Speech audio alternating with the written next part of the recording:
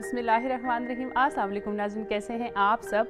उम्मीद करती हूँ आप सब ठीक ठाक होंगे, खैरियत से होंगे और ईद नरोज़ के दिन चल रहे हैं। उसी मुनासबत से आज का टॉपिक भी हमारा है। तो इससे पहले एक प्रोग्राम में हमने आपको मिठाइयों के बारे में बताया था, इंडिया और पाकिस्तान की मिठाइयों के बारे में हमने बात की थी, लेकिन आज हम बात करेंगे ईरान की मिठाइयों के बारे में इंशाल्लाह इन डिटेल। लेकिन उससे पहले मैं चलूँगी कुमेल की जानिब वापस आऊँगी और फिर हम अपने मौजू पे बात करेंगे।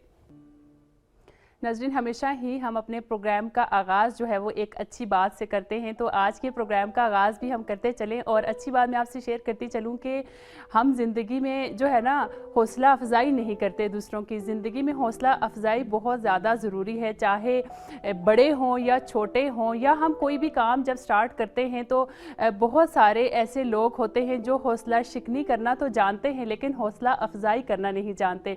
हम जब काम कर रहे होते हैं, कोई काम हम स्टार्ट करते हैं तो हम कितना अच्छा काम कर रहे हैं इसके ऊपर गौर नहीं करते, और बल्कि कमियां क्या क्या है, नक्स क्या क्या है, उसके ऊपर नज़र ज़रूर होती है। अच्छी बात है, नक्स पे भी नज़र होनी चाहिए, इस्लाह करनी चाहिए दूसरों की, लेकिन उसके साथ साथ जो है वो दूसरों की जो है ना हौसला अफजाई भी करनी चाहिए। दूसरों को बताना चाहिए कि आप काम अच्छा कर रहे हैं। और मैं तो कहूँगी कि इस्लाह का सबसे अच्छा तरीका तो ये है कि सबसे पहले आप दूसरे की खुसूसियात बताएं, वो जो अच्छा काम कर रहा है उसके बारे में उसको बताएं, ताकि उसका जो है ना वो जोश व जज्बा जब ज़्यादा हो जाए, जब वो खुश हो जाए, तो उसके बाद आप उसको बताएं कि थोड़ा सा ये नक्स भी है, अगर आप इस काम को इस के बजाय जो है वो इस तरह से अंजाम देंगे तो वो ज़्यादा अच्छा लगेगा, ज़्यादा जो है वो आपका काम बेहतर तरीके से होगा। तो अगर हम इस तरह से दूसरों की इस्लाह करें तो ना ही दूसरे का दिल टूटेगा, ना ही उसकी हौसला शिकनी होगी, बल्कि जो है ना उसका जोश व जज्बा बढ़ जाएगा, उस काम को करने की लगन उसके अंदर बढ़ जाएगी, और वो समझेगा कि हाँ, जो काम मैं कर रहा हूँ वो ज़ाया नहीं हो रहा, मेरी मेहनत रंग ला रही है और मैं अपने काम को ज़्यादा बेहतर करूँ। जब इर्द गिर्द अफराद हौसला अफजाई करते हैं, और बच्चों की जब हम बात करते हैं तो ये हौसला अफजाई का जो प्रोसेस होता है ना, ये बचपन से ही स्टार्ट हो जाता है। जब बचपन से ही एक इंसान को सिखाया जाता है कि दूसरों की हौसला अफजाई करनी चाहिए, दूसरों का दिल नहीं तोड़ना चाहिए, तो वो इंसान की के बड़े होने के साथ साथ जो है ना उसकी शख्सियत में ये चीज़ ऐड हो जाती है, और वो इंसान भी बड़ा होकर दूसरों की हौसला अफजाई भी करता है इस्लाह के साथ साथ। तो इस्लाह बराए जो है वो तनकीद बराए इस्लाह करनी चाहिए, ना सिर्फ दिल तोड़ने के लिए। एक सेगमेंट शामिल करेंगे, वापस आएंगे और अपने टॉपिक पे इंशाल्लाह हम इन डिटेल बात करेंगे।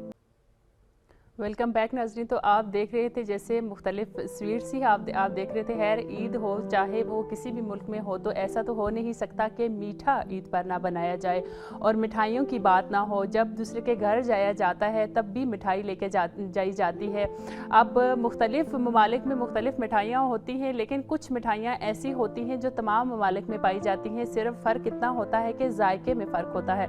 जैसे केक जो है वो हर मुल्क में पाए जाते हैं, ईरान हो, पाकिस्तान हो, इंडिया हो या कोई भी मुल्क हो, केक पाए जाते हैं। उसके साथ साथ पेस्ट्रीज हर जगह ही मौजूद होती हैं, सिर्फ जो है वो जायके में डिफरेंस होता है।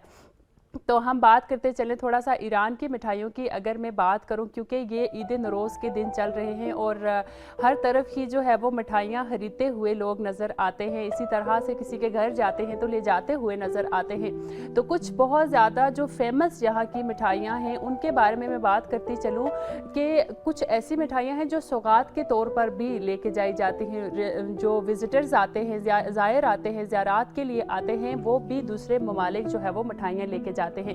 अब उनमें सबसे पहले अगर हम बात करें तो सुहान यहाँ का एक हलवा है जो बहुत ज़्यादा मारूफ है ईरान का, और वो हलवा टाइप नहीं बल्कि यूँ कहें कि खुश्क हलवे से खुश्क फॉर्म में आता है। बहुत सारे लोगों ने खाया भी होगा और बहुत टेस्टी है वो। उसकी रेसिपी थोड़ी सी देने की मैं कोशिश करूँगी, बताऊँगी कि असल में वो है क्या चीज़ और किस तरह से बनाया जाता है।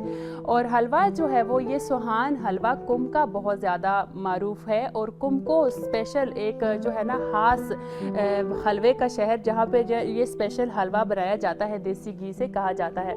और उसके बाद हम थोड़ा सा एक और मिठाई है इनकी, उसकी तरफ थोड़ा सा मैं आऊँ, गज़ इस्फ़हान की बहुत ज़्यादा मारूफ़ है। गज़ के बारे में भी मैं आपको बताऊंगी कि गज़ असल में कौन सी मिठाई है और उसमें क्या क्या चीज़ें डाली जाती हैं। और उसके अलावा बाकलवा एक बहुत टेस्टी मिठाई है, वो अभी हमारा एक सेगमेंट भी था, आपने देखा भी, उसके बारे में भी मैं आपको थोड़ा सा बताऊंगी। कोशिश करूंगी कि इतने से टाइम में जितनी मिठाइयों के बारे में, क्योंकि इतना अरसा ईरान में हो गया तो तकरीबन सारी मिठाइयाँ ही हमने भी टेस्ट की हैं, तो उनके बारे में हम बात करेंगे और किस तरह से बनाई जाती हैं इस पर भी हम बात करेंगे। लेकिन उससे पहले एक सेगमेंट शामिल करेंगे। नाज़रीन, थोड़ा सा मैं आपको बताऊंगी ईरान की मिठाइयों के बारे में। और सबसे पहले मैं जिक्र करने वाली थी कि सुहान जो है वो ईरान का बहुत ज़्यादा मारूफ़ है और सौगात के तौर पर भी लेके जाया जाता है। तो उसके बारे में मैं आपको बताती चलूँ कि इंग्रेडिएंट्स सबसे पहले मैं बता दूँ कि उसमें आटा और जो है वो मैदा, शुगर, बहुत सारे लोग शहद का इस्तेमाल भी करते हैं और ड्राई फ्रूट्स स्पेशली पिस्ता बहुत ज़्यादा उसमें इस्तेमाल होता है और मक्खन का इस्तेमाल बहुत ज़्यादा उसमें किया जाता है। तो थोड़ा सा शार्ट टाइम होता है, पूरी तमाम जो मिठाइयाँ हैं उनकी रेसिपी तो मैं आपको नहीं दे सकूंगी, लेकिन कोशिश करूंगी कि एक दो के बारे में मैं आपको बता दूं, क्योंकि मैं नाम ले रही हूं तो आपको इतना आइडिया हो जाए कि ये चीज़ बनती किससे है। और जब बंदा इंग्रेडिएंट्स बंदे को पता होते हैं तो उसके माइंड में एक खुद ही एक टेस्ट बन जाता है कि इन चीज़ों से इस टेस्ट की चीज़ बन सकती है। तो अगर मैं सुहान की बात करूं तो सबसे पहले आटे को जो है वो मैदे को डाला जाता है देगचे में, उसको थोड़ा सा गोल्डन ब्राउन यानी बहुत हल्का ब्राउन उसको किया जाता है ताकि उसका आटे का जो कच्चापन है वो चला जाए।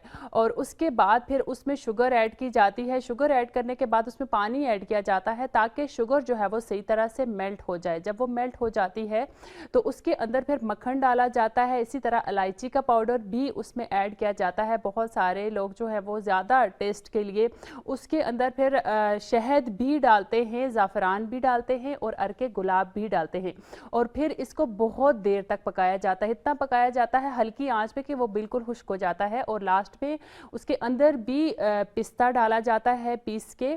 और उसके अलावा जब उसको एक फॉयल पेपर रख दिया जाता है खोल के, फिर उसके ऊपर जो है वो निकाल के सेट करके आप मुख्तलिफ शेप्स में जो शेप आप देना चाहें उसमें उसको काटा जाता है, सेट किया जाता है। और उसके ऊपर और मज़ीद पिस्ता डालकर उसको दबा के फ्रिज में रखा जाता है।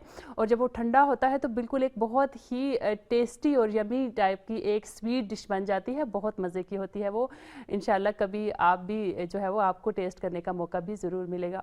एक सेगमेंट शामिल करेंगे, वापस आएंगे और फिर गज़ के बारे में हम बात करेंगे।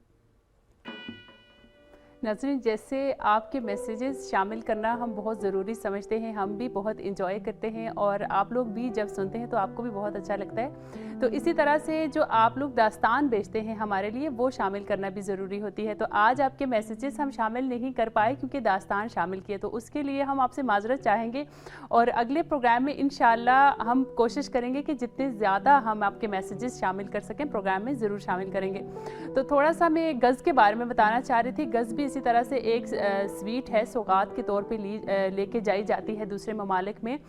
तो शार्ट टाइम है तो मैं जल्दी जल्दी थोड़ा सा बताऊंगी आपको कि इसमें अंडे की सफ़ेदी का इस्तेमाल होता है और इसको अलग से बीट करके इतना ज़्यादा बीट किया जाता है कि वो बिल्कुल एक झाग की सूरत इख्तियार कर लेती है। और अगर फिर आप बॉल जो है वो उल्टाते भी हैं तो वो गिरती नहीं है।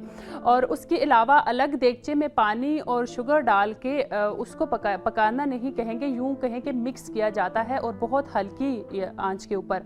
और फिर उसके बाद जो है वो लिक्विड ग्लूकोज, क्योंकि मुख्तलिफ मिठाइयों में इस्तेमाल होता है, तो वो डाला जाता है। जब वो बिल्कुल थिक हो जाता है तो फिर वो अंडे की सफ़ेदी के अंदर भी मिलाया जाता है। उसको मिक्स करने के बाद बीटर से और फिर सारा ऐड करने के बाद उसको पकाया जाता है। उसमें भी पिस्ता, ड्राई फ्रूट्स इसी तरह से डाले जाते हैं और ज़्यादातर पिस्ते का इस्तेमाल उसमें किया जाता है। और ये भी एक बहुत ही टेस्टी मिठाई होती है, लोग सौगात जो है वो अपने ममालिक लेके जाते हैं। तो इसी तरह ज़िंदगी की मिठास की अगर हम बात करें तो रिश्तों में मिठास होना बहुत ज़रूरी है। उसके लिए एक दूसरे का ख्याल रखना, तहम्मुल करना, सब्र करना बहुत ज़रूरी है।